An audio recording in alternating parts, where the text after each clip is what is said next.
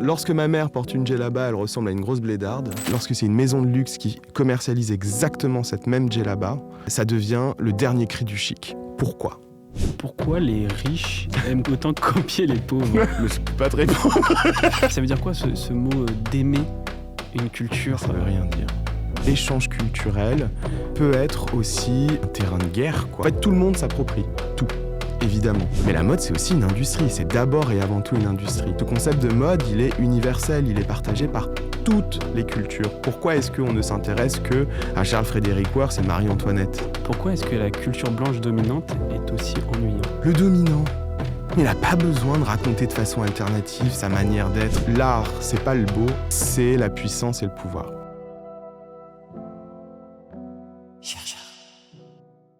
Bonjour à tous et à toutes. Bienvenue dans ce nouvel épisode de Chercheur.es. Aujourd'hui, on va parler d'appropriation culturelle. Pour nous guider dans ce débat, dans cette terminologie et dans ce conflit un peu terminologique, j'ai le plaisir de recevoir Kemaïs Benlakdar. Tu es chargé de cours et docteur à l'Université Paris 1 Panthéon-Sorbonne, en partenariat avec l'Institut français de la mode. Tu es spécialiste de l'histoire de la mode et tes recherches portent notamment sur le rapport entre la haute couture et l'orientalisme dans le cadre de la colonisation. Et tu as sorti cet ouvrage, L'appropriation culturelle, histoire, domination et création aux origines d'un pillage occidental en 2024 aux éditions Stock. Et du coup, félicitations, parce que comme il y a écrit sur l'ouvrage, il y avait écrit doctorant, aujourd'hui tu es docteur, tu as écrit ça pendant ta thèse et tu as réussi à consolider 7 ans de travail en un ouvrage très accessible. Bon, il n'y a bien évidemment pas tout, mais il y a en tout cas des grands points qui sont hyper intéressants et très accessibles que je recommande et c'était une super lecture. Du coup, merci beaucoup d'avoir accepté notre invitation. Avec plaisir et merci à vous aussi, c'était trop cool. Pour commencer ces discussions, j'aimerais bien te demander, dans ton parcours personnel, visuel, intime, quel a été le premier moment où tu as identifié quelque chose qui ressemble, de près ou de loin, à de l'appropriation culturelle ? Je pourrais pas identifier le premier moment, mais plutôt les premiers instants, on va dire. C'était lorsque j'étais en M2 à la Sorbonne et que je travaillais sur Yves Saint Laurent et sur une collection très orientaliste d'Yves Saint Laurent. Et en fait, il y avait comme une espèce de dissonance cognitive parce que lorsque je lisais des histoires de la mode ou des histoires de Saint Laurent sur cette collection-là, c'était toujours à la gloire de ce couturier. Et on parlait jamais vraiment en fait de tous les références orientales qui avaient été mobilisées en fait et qui étaient le cœur de cette collection-là. Donc en fait, je me disais tiens, c'est bizarre, pourquoi est-ce que l'histoire de la mode, elle est toujours racontée du point de vue de Paris et qu'on invisibilise quand même vachement tout ce qui n'est pas créé à Paris et en Occident. Et ensuite, vers 2017-2018, on a commencé à recevoir ce débat d'appropriation culturelle. Et moi, au départ, j'étais très, très, très réfractaire. En fait, parce que je comprenais rien. Et j'arrivais pas à comprendre ce que ça voulait dire. Et aussi parce que je trouvais que ça pouvait être anachronique, en fait, de calquer sur le contemporain, sur l'histoire, un débat contemporain. Donc, en gros, je me disais, mais enfin, Saint-Laurent, c'est les années 70, c'est pas la même époque. Là, le débat est très, très actuel. Fais gaffe, parce que si ça se trouve, t'es en train de faire de l'anachronisme. Et les historiens, c'est quand même la pire des choses que d'être anachronique. L'énorme faute. Petite pause, 97% d'entre vous regardent Chercheur.es sans être abonnés. Alors, est-ce que tu peux prendre ce petit moment pour t'abonner, que tu sois sur YouTube, Spotify ou Apple Podcast ? Le projet est 100% indépendant, sans profit, et ton abonnement peut vraiment faire la différence. Merci pour l'écoute et je te souhaite un très bel épisode. Mais en même temps, quand on retrouve l'histoire de ce concept-là, dans ton ouvrage, du coup, tu l'écris, c'est à partir des années 80. Du coup, Et même avant, en plus, ouais. Et en fait, c'est ça qui a été un peu salvateur pour moi. C'est-à-dire que, en gros, lorsque l'appropriation culturelle a émergé dans le débat, ce qui s'est passé, c'est que j'ai essayé de me documenter en regardant et en écoutant tous les reportages et en lisant les papiers des journalistes, etc. Et j'ai été complètement perdu. J'y comprenais rien. Et donc, ce qui s'est passé, c'est que j'ai fait une historiographie du concept. Donc, en gros, l'histoire de ce concept-là, pour savoir s'il était véritablement contemporain, s'il avait véritablement émergé dans l'ère des réseaux sociaux, etc. Et en fait, tu te rends compte que non. Enfin, que c'est un concept qui date des années 70, qui a même été plus ou moins travaillé avant, mais pas sous ce terme d'appropriation culturelle, que comme tous les concepts, il a une géographie d'apparition, il est associé à des grandes figures, il est ensuite remis en question, il est mis en perspective, il est défocus, tu vois, genre... Le concept est travaillé. Voilà, exactement, mais en fait comme tous les concepts. Et où est-ce qu'il apparaît ? Eh ben, ce qui est assez intéressant, c'est qu'il apparaît dans un contexte, on dirait, post-colonial, des études post-coloniales, on est dans les années 70, et c'est un moment qui est quand même assez fort, disons, scientifiquement parlant, puisque on assiste, surtout dans le monde anglo-saxon, à ce qu'on appelle un tournant épistémologique, quelque chose qui vient remettre en question notre régime de connaissances, nos socles de savoir, etc., impulsé notamment par un chercheur qui s'appelle Edward Said, et qui fait paraître en 1978 un ouvrage qui s'appelle L'orientalisme. Cet orientalisme qui est censé être une science extrêmement prestigieuse dans l'intelligentsia occidentale et qui, selon Saïd, n'est qu'en fait un discours de domination créé de toutes pièces par l'Occident pour, disons, coloniser l'Orient, quoi. Et en fait, on est vraiment... C'est le moment où on démantèle les empires coloniaux, c'est le moment où la géopolitique et la géographie mondiale est complètement rebattue, et on voit émerger en fait un groupe de chercheurs, surtout dans les études littéraires, qui viennent regarder de façon rétrospective le fait colonial. Sur à peu près toutes les branches de la société. Alors, ouais. On est surtout focus là pour le moment sur la colonisation britannique et française, pas trop la portugaise ni l'espagnole, et on essaye en fait de comprendre quelles ont été les conditions de la colonisation. Comment est-ce que la colonisation s'est exprimée aussi de façon discursive, on va dire, le texte, quoi. Et ce qui est assez intéressant, c'est que dans ces mêmes années-là, on a un chercheur, un historien de l'art qui est aussi critique d'art, qui est aussi prof en fait à l'université de Montréal, qui s'appelle Kenneth Coutts-Smith, qui donne en fait une conférence à Lisbonne. On est en 76. Cette conférence a été donnée dans le cadre d'un congrès international de la critique d'art, en gros. Et elle s'intitule « Some General Observation on the Problem of Cultural Colonialism », sur des observations générales sur le problème du colonialisme culturel. Et en fait, c'est un historien qui est assez... on dirait... il est marxiste, déjà, et il a aussi une sensibilité, disons, post-coloniale, on pourrait dire. Et lui, dans son propos liminaire, alors, ça peut paraître trivial de le dire comme ça, mais c'est en tout cas de la manière avec laquelle il va introduire sa conférence. Il nous dit l'art, de tout temps, l'art a été considéré comme le lieu du beau, le lieu de l'esthétique pure. Eh bien non, c'est le lieu du pouvoir, et c'est bien pour ça, et c'est le lieu du pouvoir parce que, en fait, toutes les élites se sont appropriées l'art pour précisément asseoir leur domination et leur pouvoir. Donc essayons de faire une histoire de l'art à rebrousse-poil à partir de cette idée que l'art, c'est pas le beau, c'est la puissance et le pouvoir.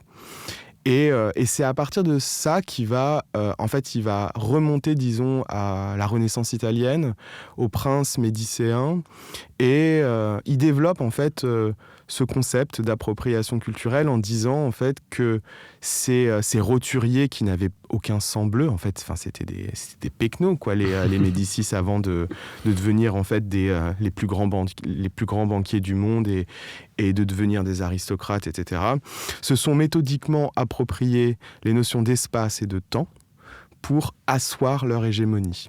Et donc, c'est pour ça qu'il parle d'appropriation culturelle. En fait, ce qui est intéressant, c'est qu'il nous dit les Médicis étaient férus d'art antique.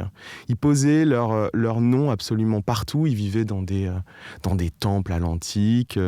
Ils mécénaient absolument tous les artistes contemporains qui s'inspiraient de l'antique. Ils avaient des collections d'antiques. Et finalement, en fait, en s'appropriant le temps, en s'appropriant cette civilisation passée, eh ben, ils étaient un petit peu en train de créer un fil rouge complètement mythologique qui les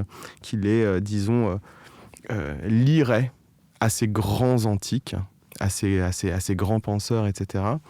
Et finalement, c'est une manière de se légitimer. Et au même moment, on est dans les temps modernes, c'est le début de la première phase de colonisation, donc du coup de l'époque moderne, la découverte des Amériques, etc., etc. Et en fait, on se rend compte que 1492, c'est vraiment un moment, un tournant, ce que les décoloniaux appellent la modernité, et qui est basé vraiment, avec le capitalisme naissant aussi, et qui est basé sur une appropriation méthodique des notions d'espace et des notions de temps par les élites européennes pour asseoir leur hégémonie sur le monde, en gros, quoi. Et donc voilà, on pourrait dire que c'est l'une des premières personnes qui parle de l'appropriation culturelle.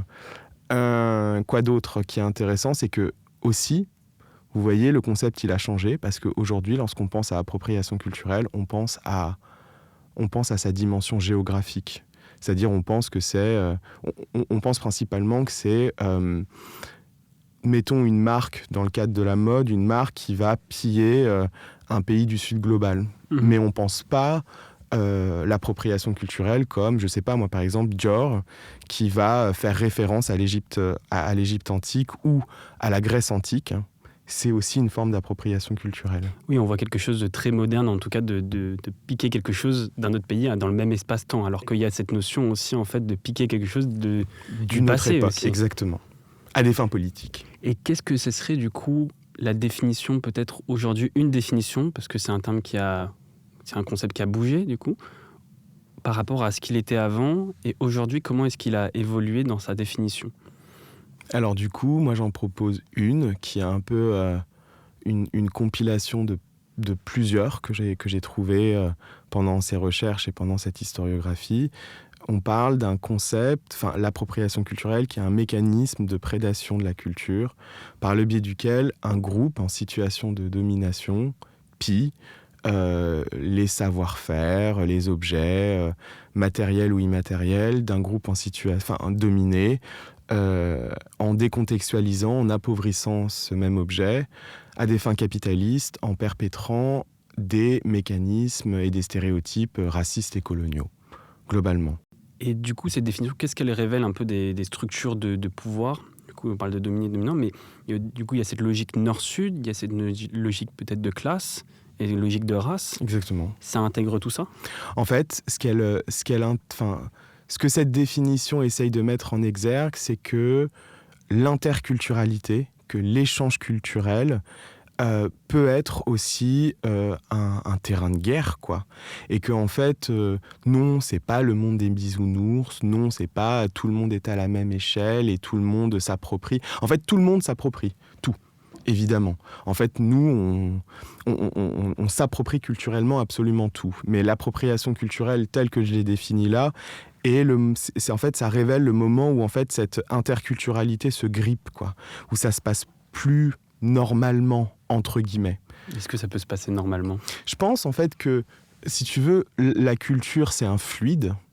C'est-à-dire que c'est pas un truc fixe, c'est pas un truc qui est ancré dans, je sais pas moi, dans un truc qui ne bouge pas. Au contraire, là, tu vois, par exemple, on est dans une situation d'interculturalité. Tu vois, je sais pas, j'ai ma culture, t'as la tienne, et là, on est en train de discuter et on s'enrichit mutuellement, etc. Cette interculturalité-là, c'est le principe même de des interactions entre les cultures, c'est-à-dire qu'une culture qui n'est pas en interaction, elle finit par mourir, quoi. Elle n'existe plus. En revanche, il y a quand même interculturalité, quoi.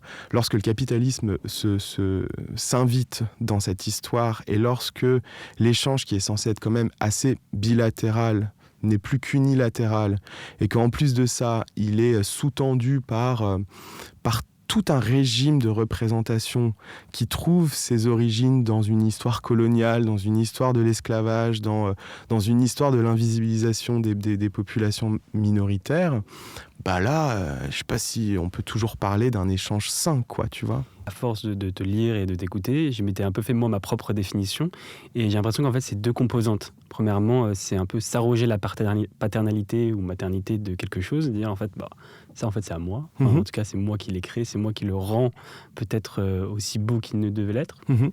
Et deuxièmement, profiter culturellement, socialement, économiquement d'un objet ou de... Pas forcément un objet parce qu'il y a tout ce qui est immatériel. Est-ce que ce serait ça un petit peu les deux grandes composantes ? Ouais.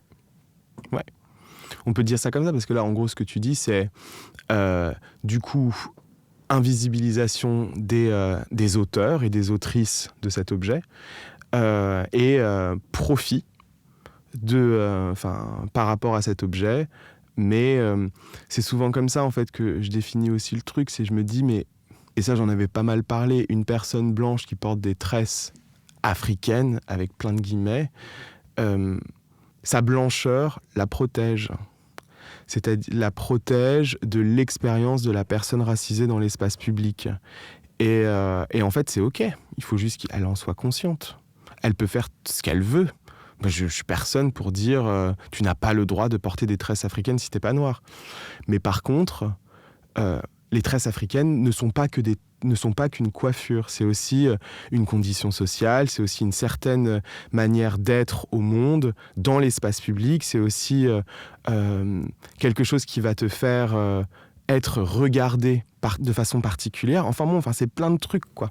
Et je trouve qu'en plus, t'en parles dans ton ouvrage, et je trouvais ça très beau, c'est que par exemple, avec cet exemple-là des tresses africaines, encore avec des grands guillemets, c'est vu comme un élément de plaisir individuellement, alors que toute l'histoire, par exemple, de ces tresses-là, selon lesquelles, mais par exemple, quand tu as des amis qui vont faire des tresses, des amis filles ou mecs, ça prend 3 heures, 4 heures, 8 heures, une journée à les faire, une journée en plus à s'en remettre, des produits chimiques, il faut faire bouillir les cheveux, les extensions qu'on te met. C'est tout un processus aussi qui est douloureux et que peut-être qui est évacué quand c'est porté par quelqu'un qui n'en prend que le côté plaisant, quoi, et qui ne prend pas toute son histoire avec. Exactement.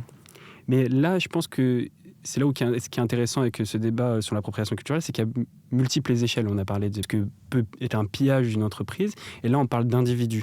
Comment est-ce qu'on concilie un petit peu un terme qui s'applique à différentes échelles et du coup qui ne veut pas forcément dire la même chose pour tout le monde ou pour ces différentes entités ?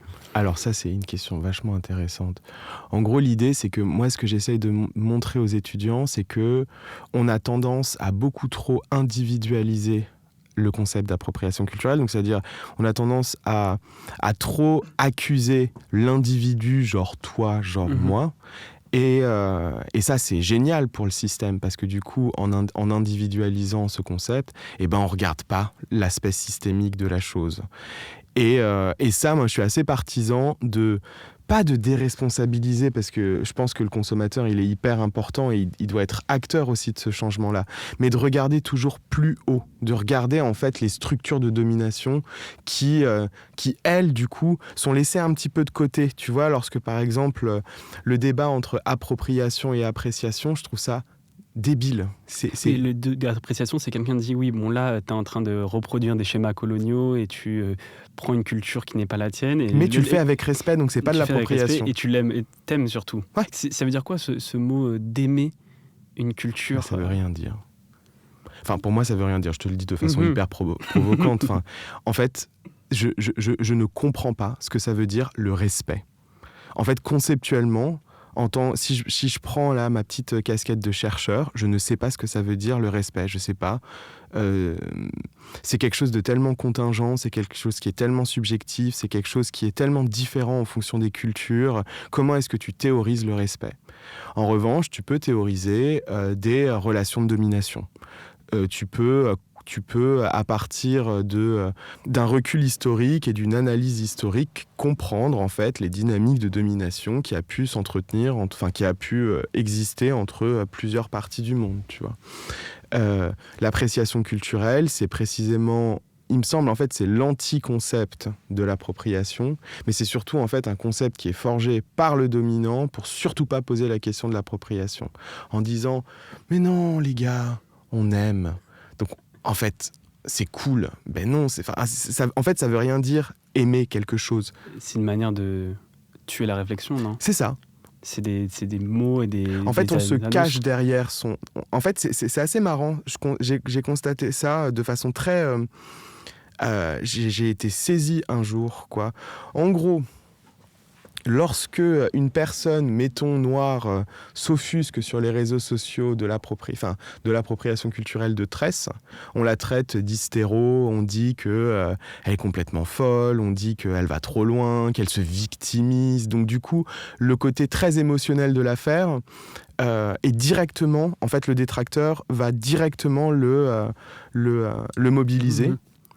Et en fait, lorsque tu entends les directeurs artistiques qui sont accusés d'appropriation culturelle, c'est exactement le même registre émotionnel. Mais j'adore, mais c'était pour faire plaisir, je ne voulais pas vous choquer, j'en suis très très très désolé. Et j'étais en mode, ok, donc finalement, un noir ou un arabe qui se vénère, il est beaucoup moins légitime qu'un blanc qui aime.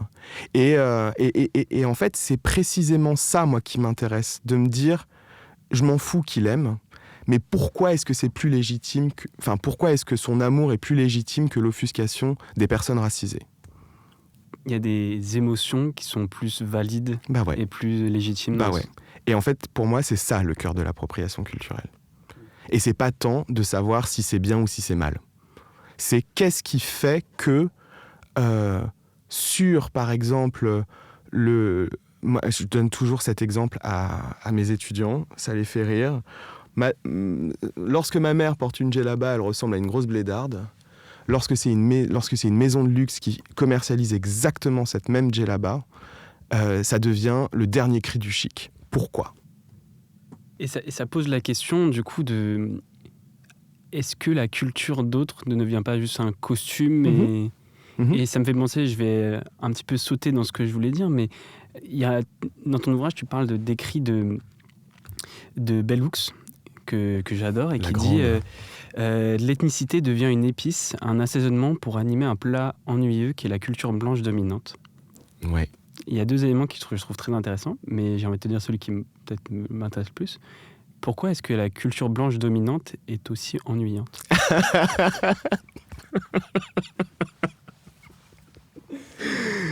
Je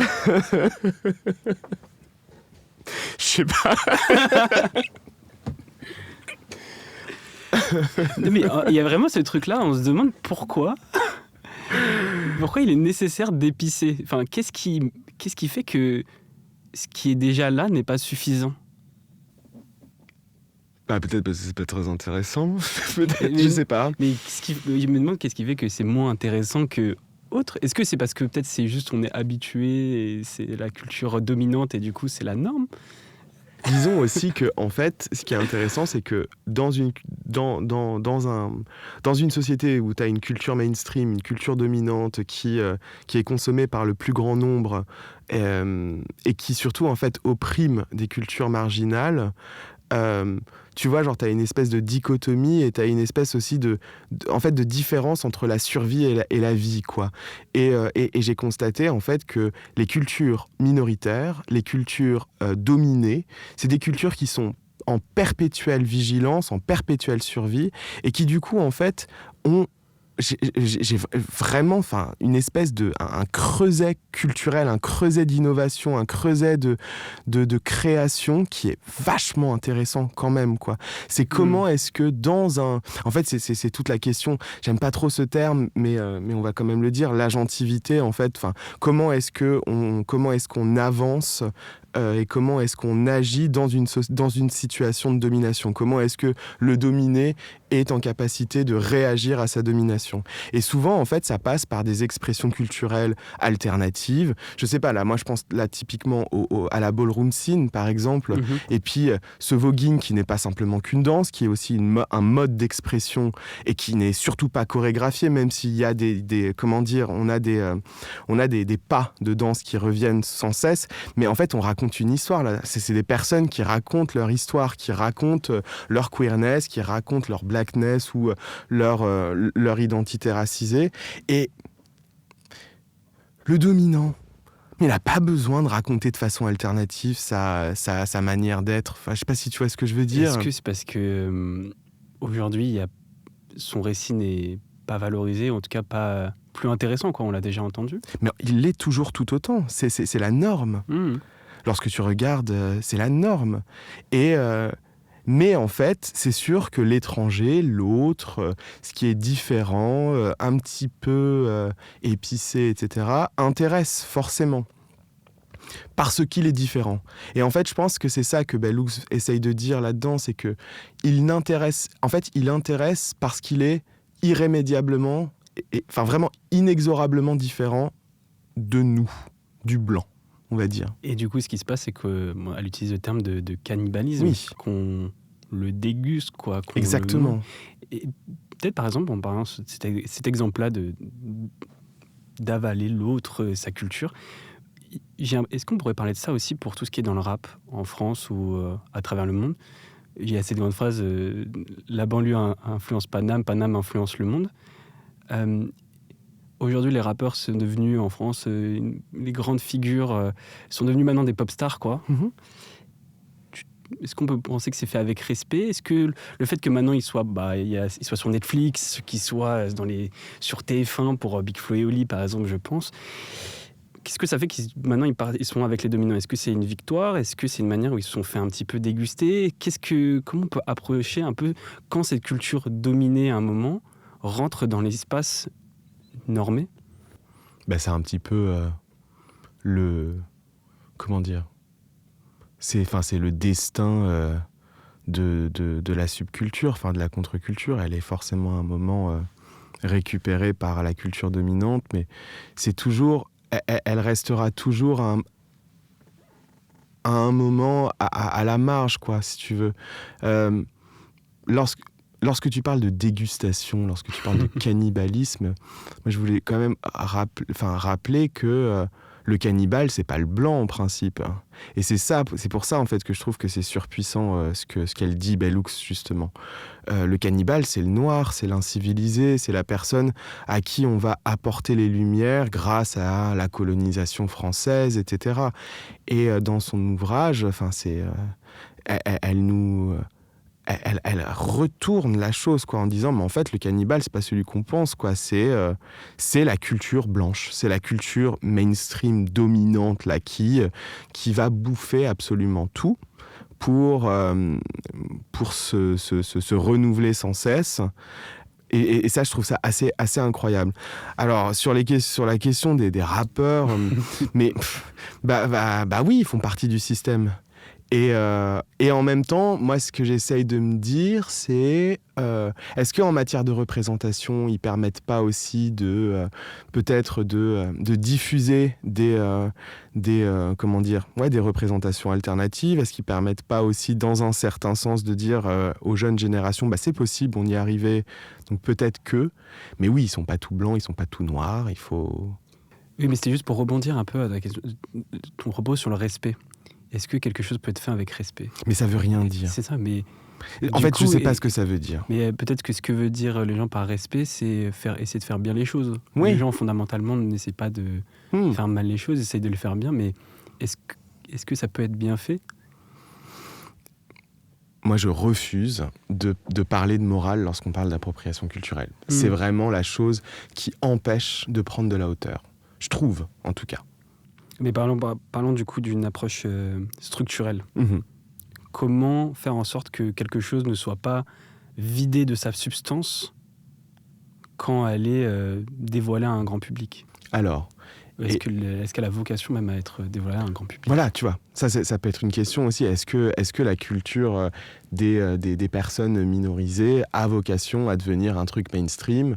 Moi, je pense en fait qu'il faut, et donc ça, c'est pour moi une des pistes d'amélioration, enfin, je sais pas d'amélioration, mais en tout cas, genre de solution, c'est de dire en fait que la culture, enfin l'interculturalité ne doit pas être moralisée, c'est pas bien, c'est pas mal, mais il faut plus essayer de remettre sur un pied d'égalité en fait les différentes parties du monde et penser la culture et l'interculturalité comme des diplomaties, comme de la diplomatie politique en gros quoi.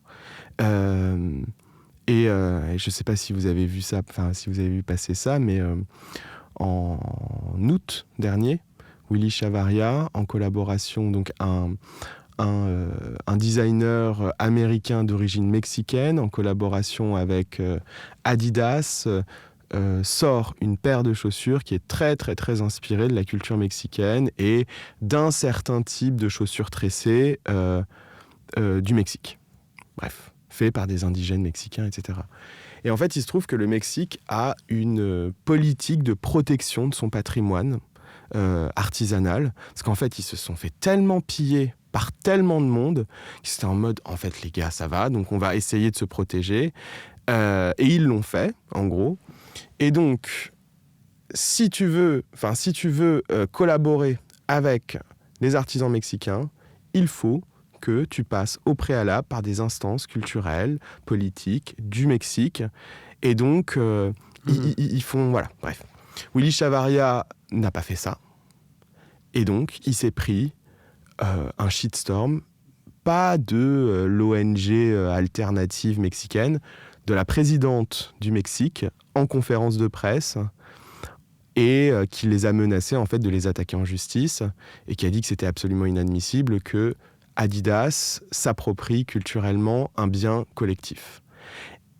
Et alors bon, là, ils ont fait un petit pipi culotte et ils sont montés au créneau, ils se sont tout de suite excusés et ils ont tout de suite retiré la paire. Et là, tu comprends en fait que c'est de la diplomatie et que c'est de la géopolitique et que c'est pas de la morale et que c'est pas c'est bien, c'est mal. Et je me dis, c'est ça en fait qui pourrait essayer en fait de nous sortir un petit peu de la merde et de la boue dans laquelle on est empêtré depuis... De cette espèce de débat où ça va être un état individuel ou vis-à-vis... Ça va pas être une approche systémique, quoi. En tout cas, de dire, bon, vous ne pouvez pas prendre ce truc-là, cette chaussure qui appartient à toute une génération, à toute une culture, et juste dire, je la prends et je la vends à Adidas. C'est ça. Mais je pense aussi dans tout ce que tu dis et dans ton ouvrage, il y a quelque chose de très important, c'est revenir aussi à des choses factuelles et sortir de la morale, sortir de ce qui est bien, pas bien, et sortir de retracer une histoire. Et super intéressant dans ton travail, c'est donc le travail que tu as fait dans ta thèse sur l'orientalisme dans la mode parisienne, qui est le titre de ta thèse, où tu t'es intéressé à la mode dans la fin des années 1800 et début des années 1920.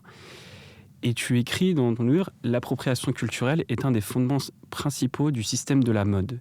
Et est-ce que tu peux expliquer et illustrer, du coup, à cette période-là, ce que ça veut dire, et après, peut-être que ça pourra nous éclairer sur aujourd'hui comment ça se passe, et peut-être qu'on fait des choses similaires.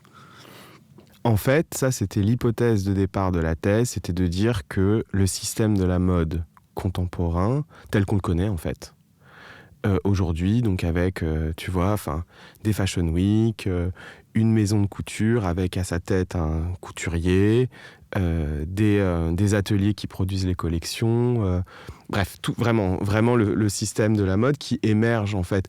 Alors les historiens de la mode s'accordent sur une date, c'est 1858, c'est l'ouverture de la maison Charles-Frédéric Woerth.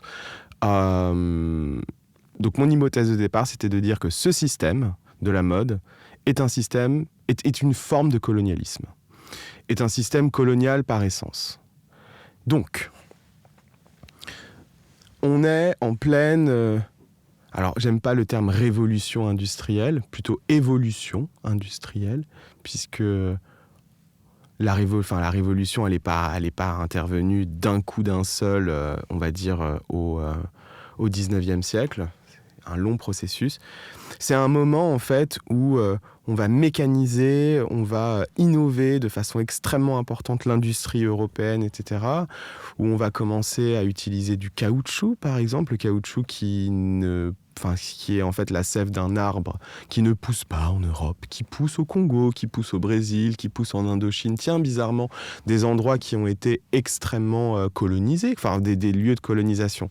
En fait, ce que j'essaye de montrer, c'est que on est à un moment clé de l'histoire où le capitalisme est un capitalisme colonial et que la mode et que la mode n'est pas simplement qu'un art. C'est d'abord et avant tout une industrie capitaliste et coloniale.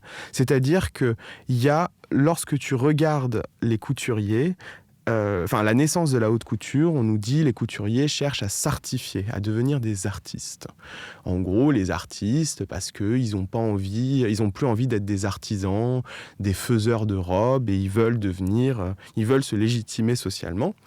Et donc, ils vont s'adosser à l'art, et s'adosser au beau, s'adosser à la création, à l'invention, bref, à plein de concepts qui sont particulièrement célébrés à cette époque.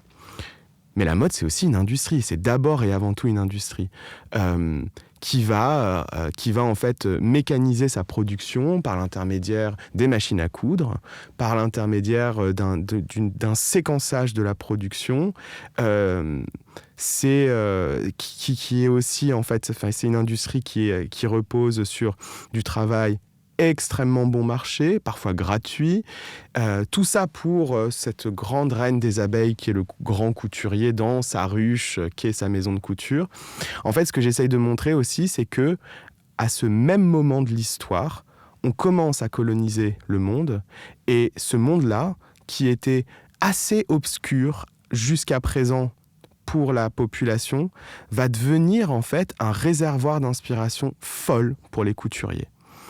On voit des objets qu'on n'a jamais vus auparavant ou qu'on n'a jamais vus en quantité auparavant.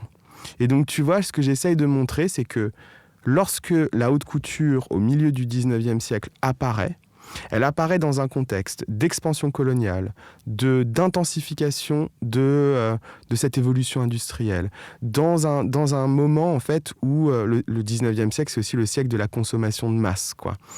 Et même si le couturier cherche à être un artiste, même si le couturier cherche à s'émanciper de son statut d'artisan pour dire je crée et j'impose ma vision du monde, en fait, on ne peut pas éluder tout ce contexte qui est archi complexe et qui rend possible en fait la création de ce nouveau système qui est hyper pérenne puisque en fait, il continue d'exister encore aujourd'hui. Oui, parce que tu montres dans des exemples dans l'ouvrage et dans ta thèse que en fait, il y a juste des artistes, comme tu dis, qui vont juste prendre des coutures, du textile déjà travaillé, des objets, et juste imposer leur nom dessus. Ça, c'est une découverte que j'ai faite pendant la thèse. Et au début, j'étais en mode « ouais, non, c'est bon, c'est anecdotique ». Et en fait, c'est pas anecdotique du tout. C'était une pratique qui était hyper commune, qui consistait en fait à acheter des vêtements orientaux, des vêtements non occidentaux, à simplement, en fait, les modifier, mais de façon infime, quoi. Parfois, ils les modifiaient même pas. Et la seule modification, c'était la position de leurs griffes, comme si c'était eux qui l'avaient fait. Et en fait, ce que j'ai trouvé assez intéressant, c'est que ça, c'est des pratiques qui datent de la fin du 19e, mais qu'on retrouve aujourd'hui. Oui, par exemple, le kéfier de Louis Vuitton. Ouais, par exemple. Ou même en août 2025, Adidas et Willy Chavaria. C'est exactement le même principe. On va copier de façon servile une technique pour faire quelque chose de nouveau, et on va dire c'est nous qui l'avons inventé. Et en fait, c'est pas simplement c'est pas des exemples, c'est pas simplement de l'anecdote. En fait, il y a tellement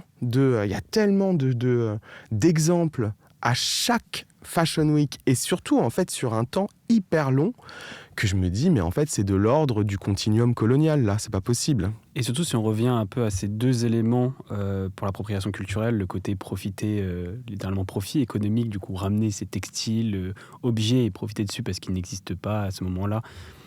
Bon, on peut se dire ok, bon, limite, mais il y a ce côté arroger la paternité, dire c'est à moi, tu dis il y a ok mettre sa signature dessus, mais il y a aussi, on a certains qui disent en fait c'est ma propre création. T'as quoi comme exemple un petit peu de ce... Ah bah on a Kim K qui est la reine de ça quoi, qui avait fait les Kim Kardashian Breads et qui avait monétisé un tuto pour faire en fait des tresses africaines quoi. Et c'était elle qui les avait inventées. Et c'était les Kim K Breads. Ouais, un truc comme ça, ouais. Et tu te dis, mince, ah ouais, ok. Genre vraiment, vous êtes né avant la honte et le respect. Bah là, le respect, tiens, pour le coup, tu vois. Mais du coup, dans tout ce que tu montres, il n'y a pas vraiment d'évolution, en fait. Dans la mécanique, qu'est-ce qui a changé entre ce que tu as étudié pendant la période coloniale, où littéralement, il y avait, pendant cette période-là, des os humains et aujourd'hui, est-ce qu'on est c'est le même système?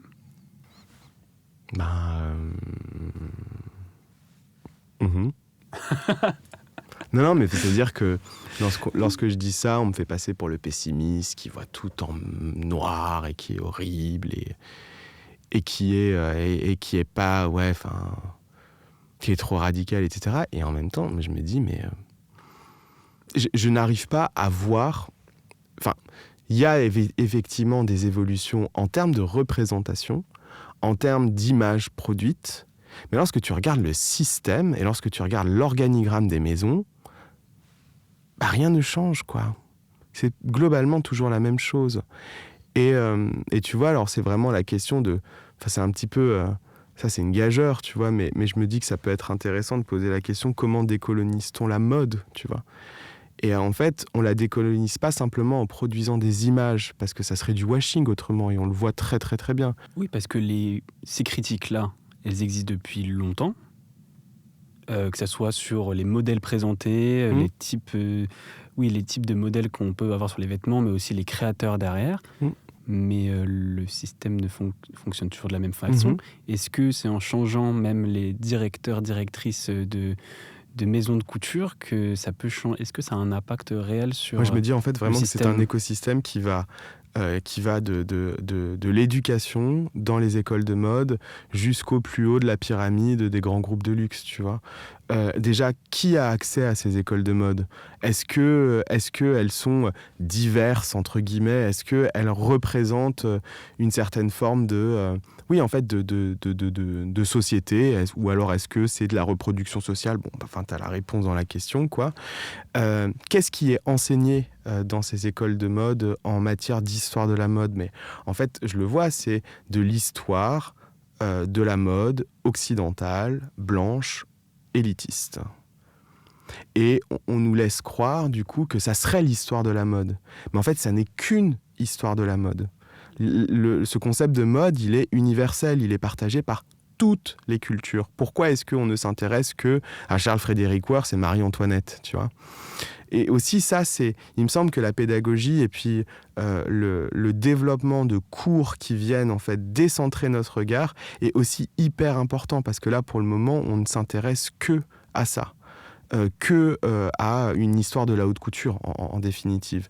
Et aussi dans les filières créatives, où on nous apprend en fait que créer, c'est s'inspirer de tout, et c'est décontextualiser tout pour recontextualiser tout, etc. Et je suis en mode, mais en fait, qu'est-ce qui change d'avant, quoi ? Qu'est-ce qui change d'un Worth qui part, d'un Poiret, par exemple, qui part au Maghreb, et qui, dans un contexte colonial, et qui trouve un morceau de céramique trop belle, un morceau de tissu d'un tapis berbère magnifique, une djellaba, et qui va composer tout ça en l'intégrant dans sa collection. Je me dis, tiens, c'est marrant en fait, parce que rien ne change finalement. C'est toujours le même principe. Et vraiment, c'est du coup, ce que j'essaye de dire, c'est que l'appropriation culturelle, ça j'aime bien dire ça, parce que je trouve que c'est un petit peu... j'ai réussi à identifier Enfin, je pense mon but, c'est surtout pas de penser une forme d'isolationnisme culturel. C'est-à-dire qu'on n'est pas en mode « tu n'as pas le droit », il est interdit de... Mais c'est plus en fait de penser l'interculturalité et en fait de penser une forme d'éthique de la création et qui serait du coup en fait expurgée de dynamique coloniale et de dynamique de domination. Ça, c'est vraiment encore une fois, c'est une chimère. On vit dans le monde des bisounours avec cette phrase, mais je trouve en fait que c'est un phare qui peut être intéressant d'essayer de suivre, quoi. Mais surtout, là, on arrive un peu à un petit truc paradoxal, c'est-à-dire qu'il faut à la fois enlever la morale de cette question-là, et en même temps remettre de l'éthique. Évidemment. Et c'est assez compliqué de... C'est un peu jouer... c'est un sacré numéro de funambule. On est tout à fait d'accord. C'est pour ça que je te disais que c'était une chimère, justement. Et pour dépasser ce débat-là aussi, dans ton ouvrage, tu parles de pratiques inappropriées. Tu mobilises le concept d'une autre autrice. Plutôt qu'appropriation culturelle. Finalement, tu as écrit cet ouvrage sur l'appropriation culturelle, mais est-ce que tu aimes bien ce terme, en fait, ce concept ? Est-ce que tu aimes bien l'utiliser, même ? De moins en moins. Non, alors, Mina Tifam, une prof en Media Studies au Pratt Institute de Brooklyn, qui elle, est une chercheuse et en même temps une contributrice pour la presse américaine. Elle a un média et en fait, elle se rend compte que elle a parlé d'appropriation culturelle, elle a dénoncé l'appropriation culturelle et que finalement, en fait, ça servait absolument à rien et que c'est toujours la même chose. C'est un cas émerge, donc tu as un pic de critique, un plateau, ça baisse, on n'en entend plus parler et ça revient, quoi. Et elle se demande, comment est-ce qu'on peut faire pour court-circuiter cette espèce de schéma, mais qui est hyper bien huilé, quoi. Et elle propose, du coup, ce qu'elle appelle un discours inapproprié d'appropriation culturelle. Donc, c'est un espèce de jeu de mots, mais qui est assez intéressant, c'est de se dire, bon, on va mettre de côté ce cas d'appropriation culturelle, on s'en fiche. On s'en fiche de cette prédation. Et on va s'intéresser à ce qui ne peut pas être approprié lorsque des directeurs artistiques occidentaux s'approprient un objet. Et en fait, elle se rend compte que ce qui ne peut pas être approprié, c'est l'histoire ancestrale de cet objet. C'est toute sa complexité. Exactement. Et en fait, toute sa complexité qui ne saurait remettre en question quoi que ce soit de cet objet-là. Et donc, du coup, Comment ? Et qui fait sa force. Et donc, elle nous dit, en fait, à chaque fois qu'il y a un cas d'appropriation culturelle, ne vous intéressez pas à ce cas, mais intéressez-vous plutôt à l'histoire de cet objet pour vous montrer, en fait, pour en fait sortir de cette représentation complètement eurocentrée de la culture, quoi. Comme si, en fait, un objet devenait intéressant à partir du moment où il rentrait dans la créativité d'une maison de couture parisienne ou européenne, quoi. Moi, je trouve que c'est un truc qui est très intéressant, enfin, que c'est une méthodologie, moi, que j'applique, que je trouve très intéressante, mais en fait, je pense qu'il y a une limite à ça. Je pense que ça peut être pédagogiquement très intéressant pour les professeurs d'avoir recours à ce type de méthode, en mode ok, Kim K s'approprie les tresses, mais qu'est-ce que c'est que les tresses ? Et donc du coup là, le prof est là pour décentrer le regard et pour justement ouvrir. Dans le débat médiatique, je trouve qu'il y a un truc qui est un peu inefficace dans ce discours inapproprié, c'est de dire mais en fait finalement on n'est que dans la réaction à un cas existant. On n'est pas dans la curation de ce cas. C'est-à-dire qu'en fait, c'est pas quelque chose qui vient prévenir le cas d'appropriation culturelle, mais qui vient plutôt le soigner, quoi. Je sais pas si tu vois ce que je veux dire. Si, tout à fait. Donc du coup, en fait, en termes de système, je sais pas si c'est très très effectif, mais ça a le mérite d'exister et c'est vachement bien. C'est vrai que je vois deux éléments dans ça. Le premier que je trouve assez génial dans cette technique-là, parce qu'en fait, plus tu expliques un objet ou son histoire, plus en fait la personne qui se l'est approprié paraît bête. Bah oui, En mais fait, c'est ça. paraît C'est le complètement principe. détaché et tu vois juste la bêtise, le manque de profondeur et derrière tout ça, par exemple le kéfier à 500 €, je sais pas combien de Louis Vuitton, c'est tellement détaché de son histoire, de sa représentation, de ce que ça veut dire, que c'est juste, tu vois ça, tu dis c'est idiot. L'appropriation culturelle, et peut-être aussi ce terme-là, n'est pas que un concept scientifique, c'est aussi un concept militant. Bien sûr. Et c'est ça qui est en fait aussi peut-être compliqué aussi pour le gérer, parce qu'en fait, même toi en tant que chercheur, tu es entre les deux, quoi. Exactement. Et en fait, il faut accepter d'avoir le cul entre deux chaises à ce niveau-là, pour ça justement. Parce qu'en fait, c'est exactement ça. C'est disons un concept qui est bicéphale, c'est un concept qui est travaillé sur le temps long, qui est remis en question sur le temps long dans un cadre universitaire, mais c'est aussi en fait un concept qui est là en fait pour répondre à des actions militantes directes sur les réseaux et tu vois qui peuvent ne pas souffrir de nuances, quoi. Enfin, qui a tendance à être un petit peu trop binaire, je trouve aussi. Je suis en mode, c'est vachement plus compliqué que ça, les gars, mais je comprends ce que vous voulez dire, je suis avec vous, mais... Enfin, tu vois ce que je veux dire? Et en fait, oui, je me positionne de façon très étrange là-dessus, quoi. Ça doit pas être évident. Mais par exemple, parmi tout ce qu'on a dit, dans ton ouvrage, tu parles du kimono, du saktati, des coiffes amérindiennes, des tresses africaines. Parmi tous ces exemples-là, peut-être que tu as traversé et analysé, lequel, selon toi, te permet mieux un peu de comprendre ces dynamiques, où tu te dis, par exemple, à tout ce débat-là, de dire, en fait, on retrace cette histoire-là et regardez en fait ce que vous en avez fait, en fait. Mais vraiment, la tresse africaine, enfin les cheveux, quoi, c'est un truc de fou, quoi. Mais là, déjà, les tresses africaines, il y en a des les centaines. Cornrows, les braids, les trucs, enfin, ça touche en fait à nos corps, à nos identités, à nos histoires transgénérationnelles, et ça touche, c'est pas simplement qu'une coiffure, quoi. Même si ça peut être traité de façon simplement esthétique, et c'est ok. Le nombre de mes potes qui ont dû se lisser les cheveux parce que cheveux crépus pour pouvoir avoir un logement, avoir un taf, et tu te dis, bah ouais non, c'est pas qu'une esthétique en fait. C'est chaud et tu peux pas réduire ça à une esthétique. Il faut que tu sois consciente aussi. Tu peux le faire en toute conscience et tu peux décider en fait, oui effectivement. Encore une fois, moi je suis pas un juge pour dire qui a le droit de faire quoi. Simplement dire, ok tu portes ces tresses, ok t'es blanc, ok tu trouves ça beau, très bien, super. Mais rappelle-toi simplement que tu vivras jamais l'expérience d'une personne racisée dans l'espace public. Que en fait ton corps est dominant dans l'espace public. Je me demandais aussi, parce que ce concept, maintenant il est mobilisé à l'échelle internationale, il a été dans le monde anglo-saxon, puis occidental en général. Je ne sais pas en dehors vraiment forcément, mais je sais qu'il y a tout ce débat entre l'Algérie et le Maroc sur le caftan, qui chacun dit qu'instrumentalise l'autre, ce patrimoine. Est-ce que tu peux un peu nous en parler? Est-ce que deux pays du sud global, alors, du coup, moi je ne suis pas forcément d'accord en plus avec cette manière-là, parce que c'est très binaire, encore une fois, peuvent faire de l'appropriation culturelle? Oui. Bah oui, en fait, je veux dire, en fait, aussi c'est ça qui est hyper important à noter, c'est-à-dire que les logiques de domination, elles sont pas simplement l'Occident qui va piller ailleurs. Enfin, je veux dire, et ça serait beaucoup trop binaire que de le penser, quoi. Évidemment qu'il peut y avoir des pays du Sud global, effectivement, enfin, avec plein de guillemets, qui sont en guerre les uns contre les autres et qui peuvent aussi être dans des logiques de prédation, de domination, de colonisation. Enfin bref.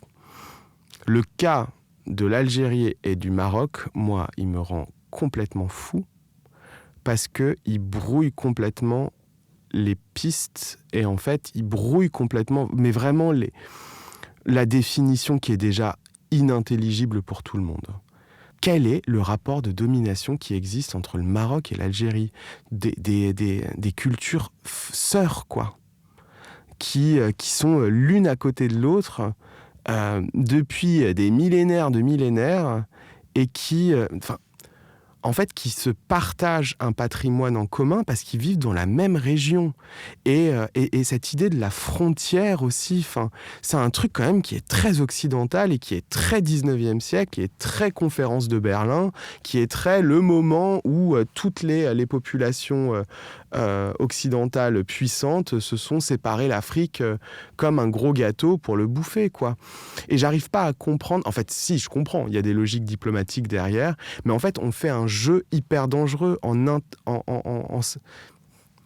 parle la même langue quasi, on a la même culture, et surtout, en fait, le caftan, ça vient ni d'Algérie, ni du Maroc.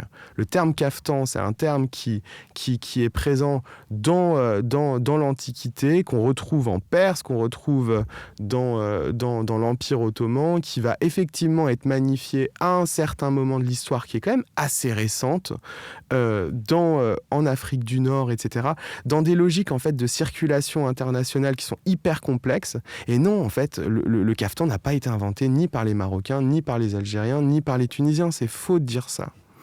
Et je trouve en fait que c'est une guerre fratricide qui est hyper dangereuse. Mais c'est comment, là on revient à ce que tu disais tout à l'heure, c'est de la diplomatie. Oui. C'est des rapports de domination. Exactement. Mais c'est aussi des rapports de pouvoir avant Exactement. tout. Le Sahara occidental doit certainement jouer dans le désamour qui a été cristallisé en fait par un bout de tissu qui n'a jamais été créé ni par les Algériens ni par les Marocains. C'est très intéressant parce que là, tu vois, on vient de faire ce que tu disais tout à l'heure, retracer l'histoire d'un patrimoine. Mais je ne dis pas que les Algériens et les Marocains n'ont pas participé à l'enrichissement culturel de ce caftan, évidemment. Et les broderies sont absolument folles, et puis les techniques de coupe et l'évolution, l'appropriation de ces objets par les populations, leur transcendance et tout ça, c'est incroyable. Mais je trouve que c'est un faux débat, quoi. C'est à croire que... mais même le couscous, tu vois, mais c'est absurde. C'est un peu absurde. C'est absurde. Et en fait, c'est des logiques identitaires, et c'est des logiques nationalistes. Et c'est des logiques quand même assez dégueulasses, tu vois, l'air de rien. Lorsque tu creuses un petit peu, quoi. Lorsque tu t'appropries un truc, tu dis, ça, c'est à moi, ça. Il y avait une histoire aussi que tu avais racontée, j'aimerais bien que tu nous dises un petit peu plus parce que je l'ai trouvé ça assez génial parce qu'elle est emblématique pour nous Français, c'est l'histoire du sac Tati qui du coup a été à un moment approprié par une maison de luxe. C'est quoi cette histoire ? Alors, vous avez forcément tous déménagé un jour avec ça. C'est des grands sacs en plastique avec un motif quadrillé et avec des grandes anses, quoi. Et puis les zippés. Et vraiment, ce sac-là, ce qui est trop intéressant, c'est qu'il est présent partout. Vraiment, c'est le sac de Barbès, quoi. Mais c'est aussi un sac qu'on retrouve dans les quartiers chinois des États-Unis. Et d'ailleurs, on l'appelle le Chinatown Bag. C'est un sac qui a été énormément photographié pendant la crise des migrants. Et donc, on l'a appelé le Refugee Bag. Et en fait, c'est globalement un sac qui est très présent dans la culture populaire, dans la culture des pauvres, allez, avec plein de guillemets, quoi. Et qui un jour se retrouve sur les podiums de la Fashion Week. Et alors, les journalistes de mode sont complètement dithyrambiques en disant « Waouh, c'est extraordinaire, c'est magnifique, mais regardez-moi cette créativité. Faire d'un sac du quotidien un objet de luxe, mon Dieu, mais quelle disruption !» et tout ça. Et en fait, effectivement, Minatifam prend exactement cet exemple-là pour dire « Mais en fait, ce Chinatown Bag, c'est le motif qui est présent sur ce Chinatown Bag n'a pas été inventé ni par des réfugiés en survie, ni même par des Chinois dans des quartiers, enfin dans des villes américaines, encore moins à Barbès, quoi. Mais en fait, c'est un motif qui est inventé en Indonésie et qui a qui est un révélateur de statut social qui est extrêmement important. En gros, en fonction des carrés, en fonction du tissage, en fonction de la matière, en fonction de la grosseur aussi des carrés, eh bien, c'était une manière en fait d'asseoir son statut social dans certaines îles en fait d'Indonésie. Il se trouve en fait que la compagnie néerlandaise des Indes orientales va arriver en Indonésie. D'ailleurs, la Hollande va coloniser aussi à un moment l'Indonésie. Vont se retrouver en face de toutes ces techniques textiles absolument folles et vont en fait les piller, les piller, les industrialiser, essayer de les refourguer aux populations locales qui leur disent en fait, vous êtes en train de nous refiler de la merde alors qu'on sait très bien faire ce que vous êtes en train d'essayer de nous vendre.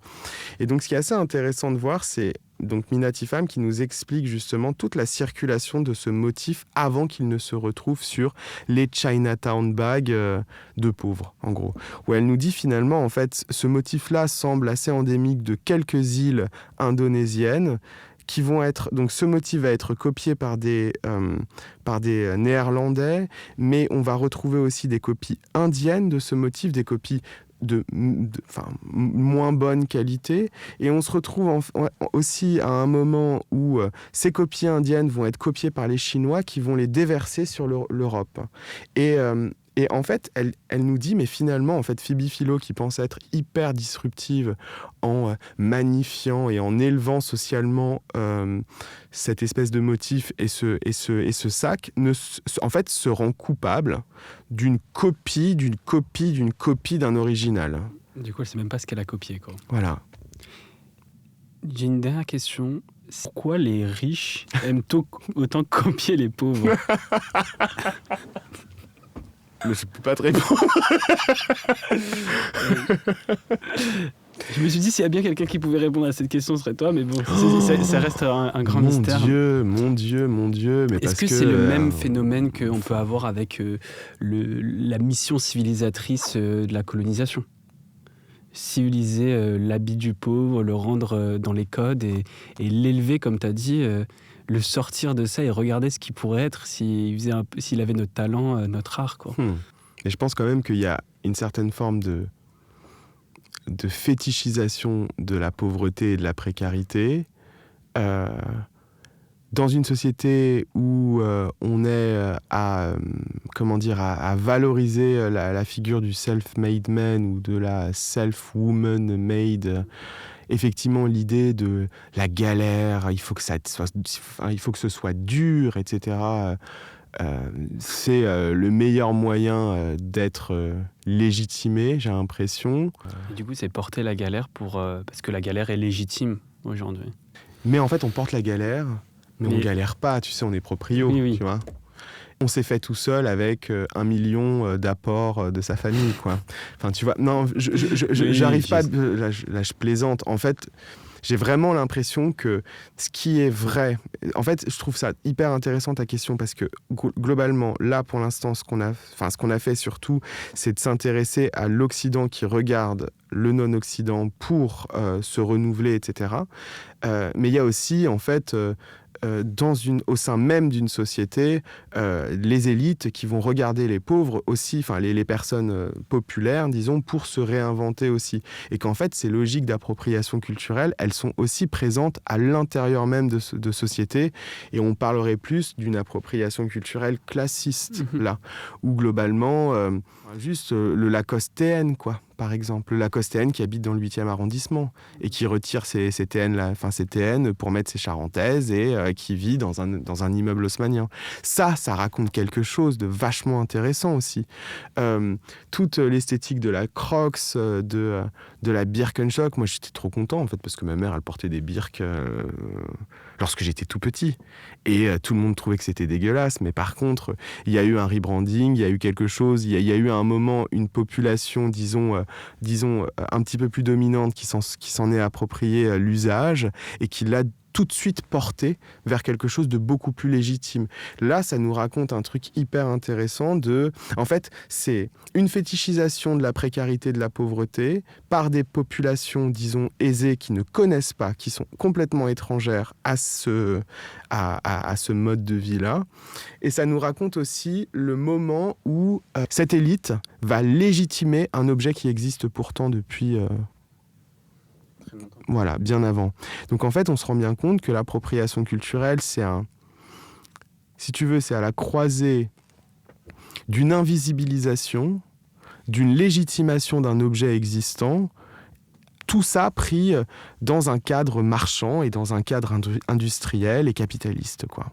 Et j'ai l'impression aussi, dans l'autre versant, pourquoi cette nécessité en fait aussi de toujours aller chercher quelque chose, c'est que peut-être pour les élites, il y a cette volonté systématique de se renouveler et qui est un marqueur pour rester à leur place, quoi. Bah, c'est Bourdieu et la distinction. Ouais.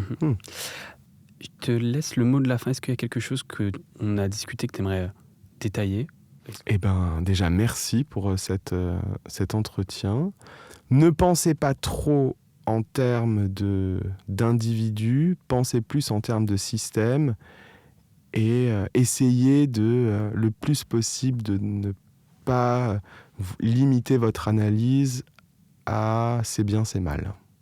Merci beaucoup Kémaïs. Du coup, ton dernier ouvrage, L'appropriation culturelle, histoire, domination et création aux origines d'un piège occidental aux éditions Stock. Merci beaucoup. Moi, c'était Mathias Jaubert et on se retrouve pour un prochain épisode. Merci d'avoir écouté cet épisode. Si tu veux qu'on traite d'un sujet en particulier, mets-le en commentaire et n'oublie pas de t'abonner et de liker si ça t'a plu. Tous les épisodes sont disponibles sur YouTube et toutes les plateformes d'écoute. Merci à Karen Dakache pour la coécriture, à Lilou pour le montage, à Lucien Babin pour le mixage son et à Clément Mohamed pour la miniature. C'était Mathias Jaubert et on se retrouve très vite pour un prochain épisode de Chercheur.es. Chercheur.